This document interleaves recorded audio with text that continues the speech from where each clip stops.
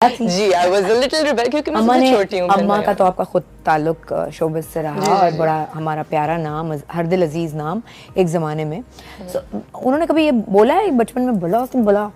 नहीं, उन्होंने और बहुत सारी चीज़ें बोली हैं।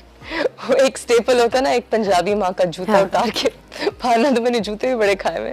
बट पता नहीं बहुत सारे लोगों को मालूम होगा या नहीं, ये इस्मत ताहिरा साहिबा की साहबजादी हैं। हाँ जी। तो ये जरासीम उनसे आया था? ये जरासीम उन्हीं से आया था। और हम सब में, भाई मेरा डायरेक्टर है, बहन मेरी इरसा as an actress, so I think ये बचपन से ही था। आई वाज ऑलवेज एक्टिंग, बचपन से स्कूल प्लेज लेके घर पे मैं साड़ी लपेट के एक्टिंग करना शुरू कर देती थी 4 साल की।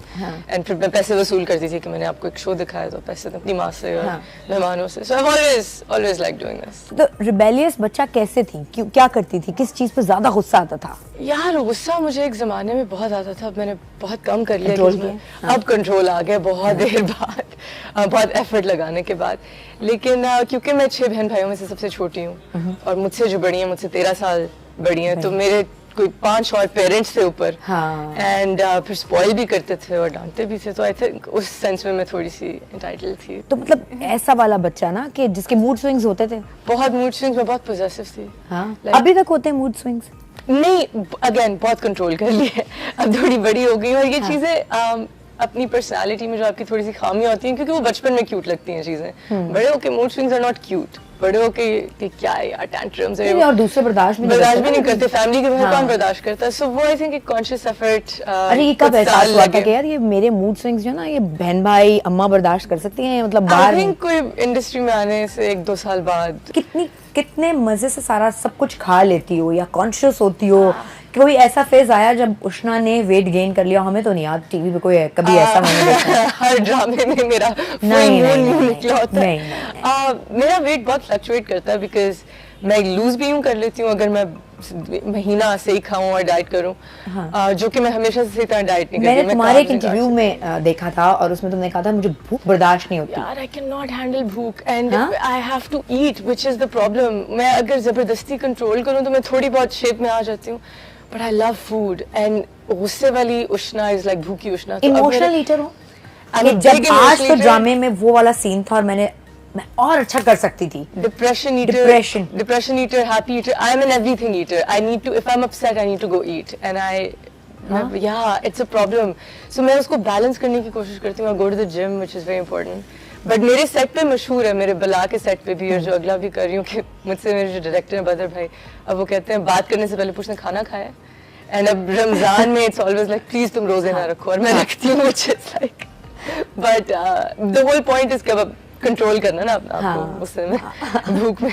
फ्यूचर हस्बैंड के लिए कभी ये सोचा कि यार अगर आज का कोई सेलिब्रिटी, चाहे वो हॉलीवुड का भी हो, मतलब नहीं, मैं ये नहीं कह रही शक्ल मिलती जुलती है इस टाइप का होना चाहिए कोई? यार अगर स्केच तो होता है थोड़ा सा ज़हन में, कोई क्रिस हेम्सवर्थ जैसा मिल जाए, थॉर वाला जो है क्रिस हेम्सवर्थ, या आजकल तो वैसे ही रियली गुड लुकिंग। और कौन, जेसन मोमोआ, वो जो गेम ऑफ थ्रोन्स में खाल ड्रोगो, कोई इस टाइप का, तो क्यों नहीं? जबरदस्त, क्या बात है। बट अगर आप मुझे थोड़ा सा भी जानती हो और अगर आप मेरा ट्रैक रैकेट देखें, तो मैं ज्यादा शक्लों पे नहीं जाती। बहुत अच्छी बात है, जाना चाहिए। नहीं बिल्कुल नहीं जाना चाहिए। सीरत kind of a person, personality. नहीं, वो होता है ना, जैसे मैं आपसे पहली दफा अगर मिली और मुझे ये 3-4 एट्रीब्यूट्स होते हैं ना लोगों की, कुछ क्वालिटीज होती हैं जो आपको एकदम से अट्रैक्ट करती हैं।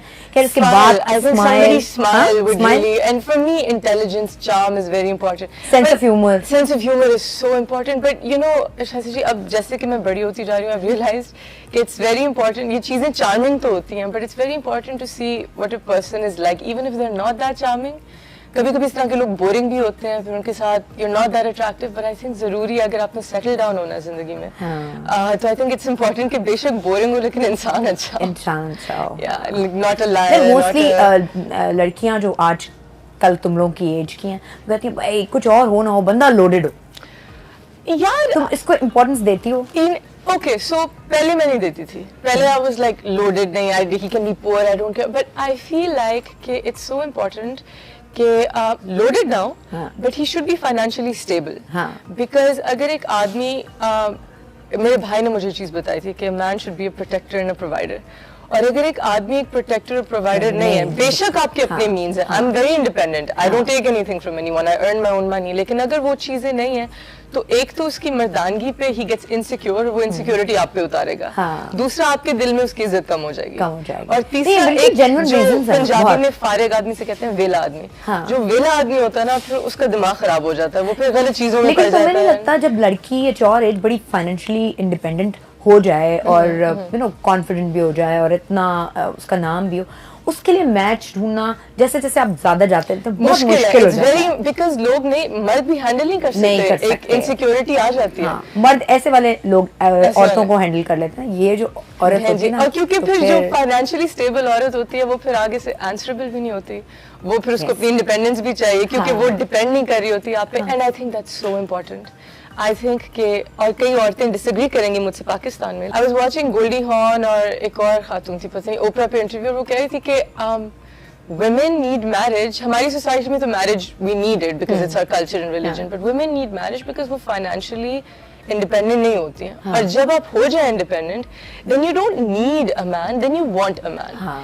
And I feel it's so important, क्योंकि कितनी औरतें अब्यूसिव रिलेशनशिप्स में से नहीं निकलती क्योंकि कहाँ जाए।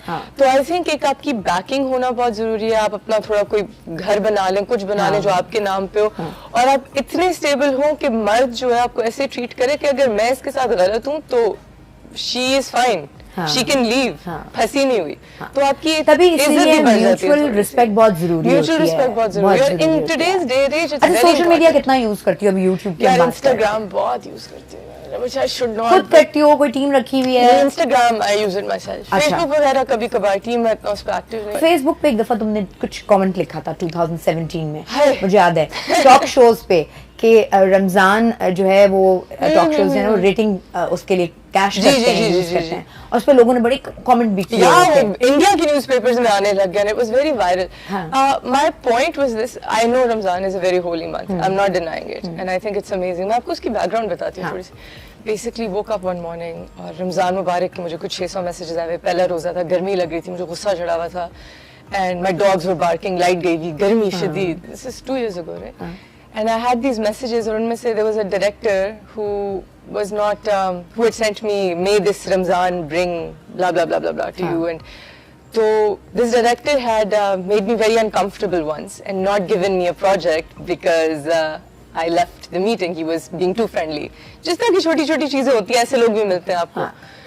तो आप मूव ऑन कर जाते हैं। मूव ऑन कर जाते हैं, but I left. I was like, आपको आपका प्रोजेक्ट मुबारक, अल्लाह हाफ़िज़। He was trying to, So I left and I didn't get the project, and उसने मुझे एक मैसेज भेजा, फिर एक सिर्फ इसलिए कि वो तुम उस मीटिंग से निकल गए। Then I was watching something and उसके फौरन बाद I saw something, एक रमजान पे और खातून प्रीच कर रही थी, और वो खातून थी जिन्होंने मेरे बारे में और लोगों के बारे में भी बहुत बुरी बातें की हुई थी और बहुत गंदे गॉसिप स्प्रेड किए हुए थे, और वो इस्लाम बेच रही थी बाकायदगी से। You know, she was pretending like she is teaching and preaching.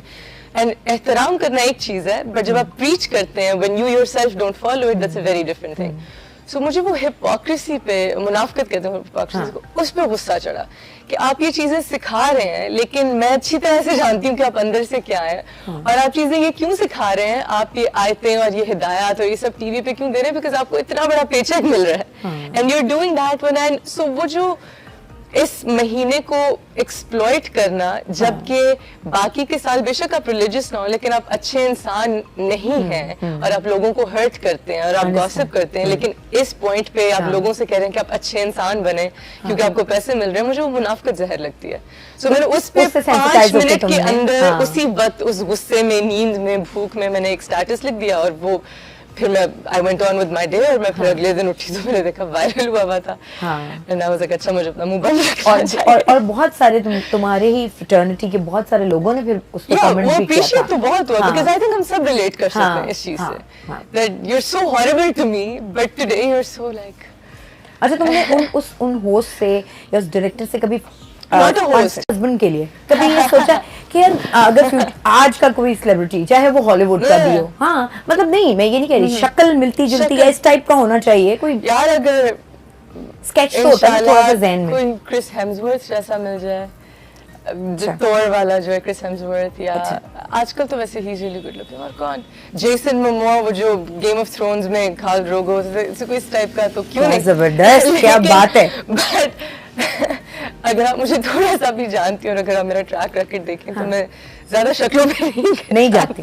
बहुत अच्छी बात है। शायद जाना चाहिए। नहीं बिल्कुल नहीं जाना चाहिए। सीरत kind of a person, personality. नहीं, वो एक होता है ना, जैसे मैं आपसे पहली दफा अगर मिली और मुझे ये 3-4 एट्रीब्यूट्स होते हैं ना लोगों की, कुछ क्वालिटीज होती हैं जो आपको एकदम से अट्रैक्ट करती हैं।